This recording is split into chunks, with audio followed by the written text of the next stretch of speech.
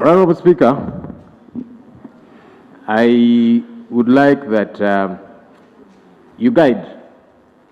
Last week, before you adjourned the House, I did raise a critical matter regarding the bills that are before us to process, which are on the order paper for second and third reading. And the complaint that I raised at the time, Right Honorable Speaker, was that we were hurrying through the process. I even tabled here notices by the clerk to Parliament and the clerk to the committee, inviting very hastily stakeholders to come and give input to the UPDF Amendment Bill and, of course, the Political Parties Amendment Bill.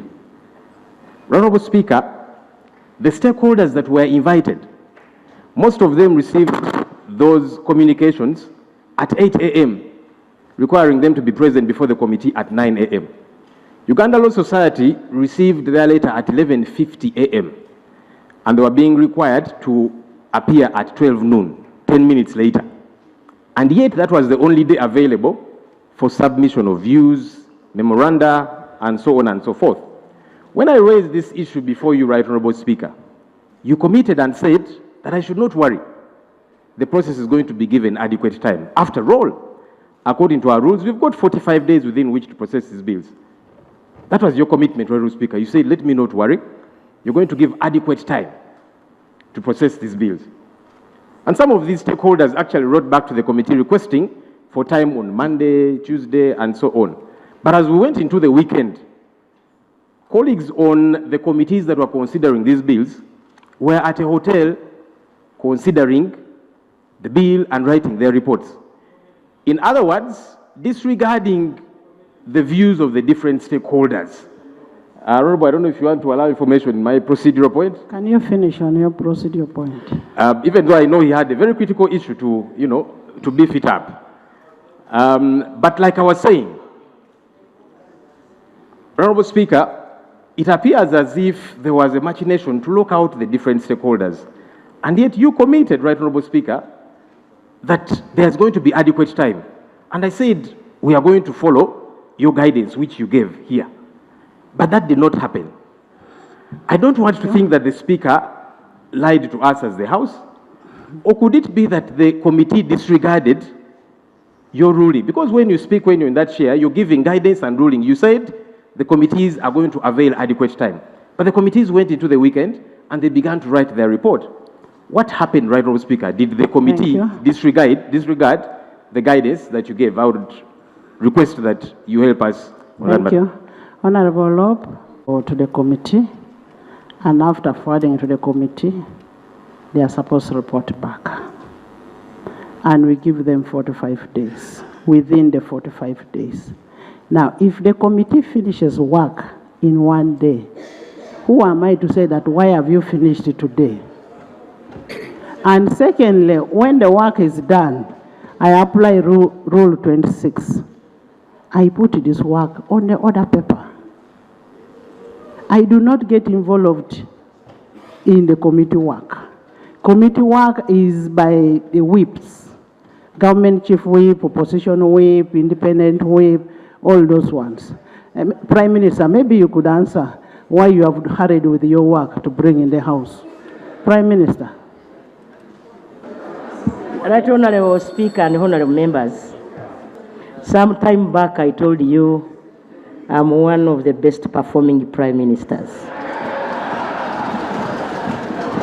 So if I can produce work in such a short time, I want the leader of opposition to appreciate. That's what I can. It's very possible, by the way, that the Prime Minister does not even know the contents of the committee report. But she was very quick to rise up to defend. Honorable Speaker, I am on procedure. Legal Committee Chairman, Honorable Namuyangu, I am on point of procedure. You're always absent here. You don't even know the rules. Please. Prime Minister, order. Honorable members. Honorable members. Honorable members, let's have calm. Let's Law finish his statement.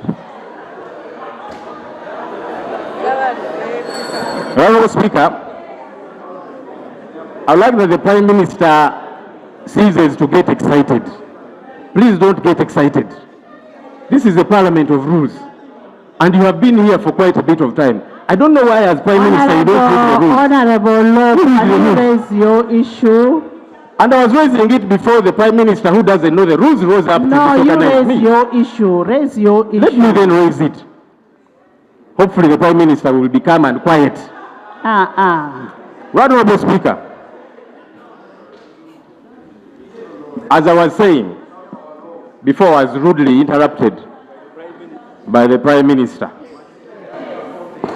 I had expected, Right Honourable Speaker, the committee chairperson to help us, and because when you gave that guidance that there's going to be adequate time, for me, I took that to be guidance for the committee. So I don't know why they hurried and locked out. No, let's hear from the chair of the committee. Chair committee. Perhaps. Chair committee. Hassan, there is one house. Right Honourable. Let me hear from the chair of the committee. Right days you should be able to present the work. If that work is presented within a week, you have not offended any rule. If the work is presented within a day, you should be thanked for being efficient. And that's what we have exactly done. The bill is ready, we considered it, and we are ready to report to the House. Next item. That a committee can process a bill even in 1 hour. Forget about one entire day. But you see, that is in the event when there are no interested people as stakeholders to give input. Because you see, our law passing process is supposed to be consultative. Can we look at that right, when we reach to the bill? But that's all right. Let me finish this, right, Honourable Speaker, and then you'll guide. So the reason I have insisted on this matter is because there were stakeholders who were saying we want to give our input. And you locked them out. That's the challenge. You can produce and process a bill in even 1 hour. As of now, we don't even know which stakeholder they interacted with. I am a stakeholder, right, Honourable Speaker. So what we need to do is to wait and hear which stakeholders they consulted. Allow me to finish and then you rule, right, Honourable Speaker. I'm a stakeholder. My political party received the invitation at 8 a.m. saying come at 9 a.m. That's the National Unity Platform.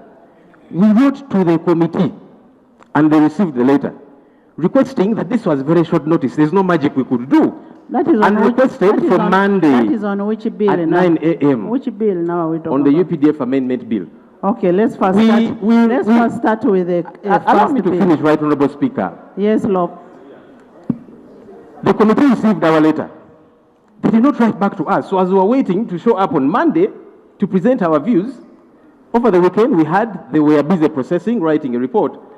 That's problematic, right, Honourable Speaker, because you see, we are supposed to be a people-centered parliament, meaning that the laws we pass, which should be for the good of the people, those people should be consulted so that they have their input. And by the way, you can end up disregarding the input of those stakeholders, but listen to them. You cannot disregard them and think it's okay. No, listen to them, and then you can disregard them. But when you don't give them opportunity to show up, you are violating our laws. Right, Honourable Speaker, finally, I was alarmed because you see, we seem to be creating and painting an atmosphere that regardless of what the views that come through are, this bill is finito. I saw with sadness the government chief whip late in the night. He was speaking to the media. He said, we have met and concluded that this bill is going to be passed as is. That worried me because the government chief whip, who is our colleague here, knows that this bill, the UPDF Amendment Bill, was brought to this house by government. I had thought that as government chief whip, you would be interested in a bill that you have brought. What is the procedure? I am raising it, I'm building it, right, Honourable Speaker. I had thought that as government chief whip, you would be interested in input of different stakeholders into your bill as government.